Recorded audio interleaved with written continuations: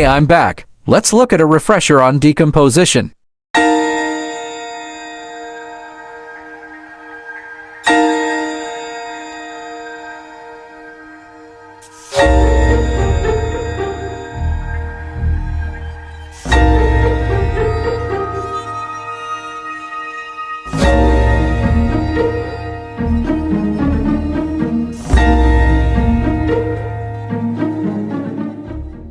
Let's sit back and watch a short clip regarding more Victorian history, just for fun. I found something really cool, but it's hidden away in this box.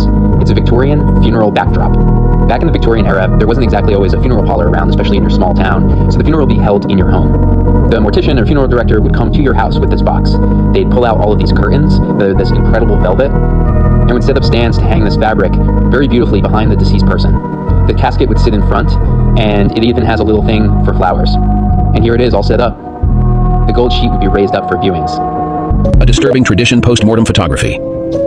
During the Victorian era in the 19th century, a bizarre and morbid trend known as post-mortem photography gained popularity. In this macabre practice, families would have photographs taken with their deceased loved ones, creating eerie mementos to commemorate the departed.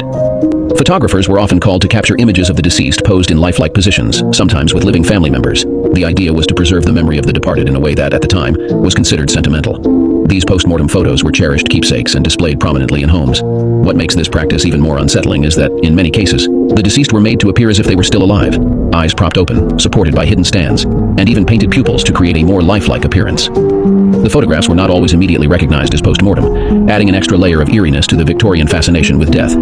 This practice reflects the attitudes towards death and mourning during that era, but for modern sensibilities, the idea of posing with the deceased for a photograph is undeniably disturbing. How peculiar. In the interests of keeping this show short and sweet, let's have a quick little read-through refresher on some embalming facts.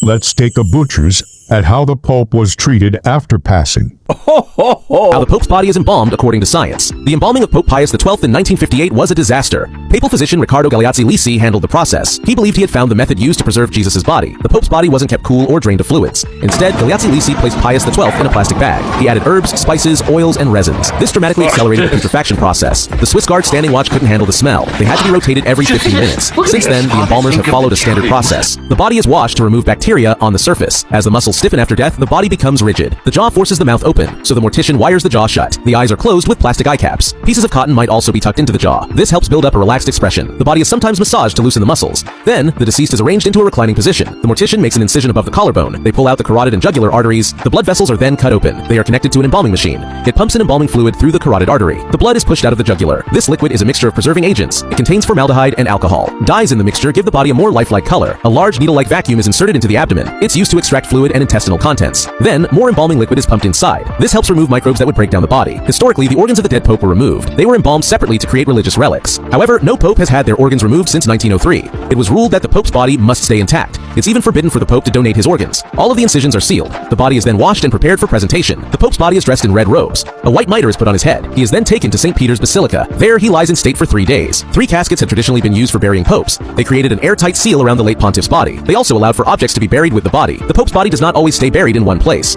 On some occasions, it'll be brought out. It'll be displayed for veneration or moved to a new tomb.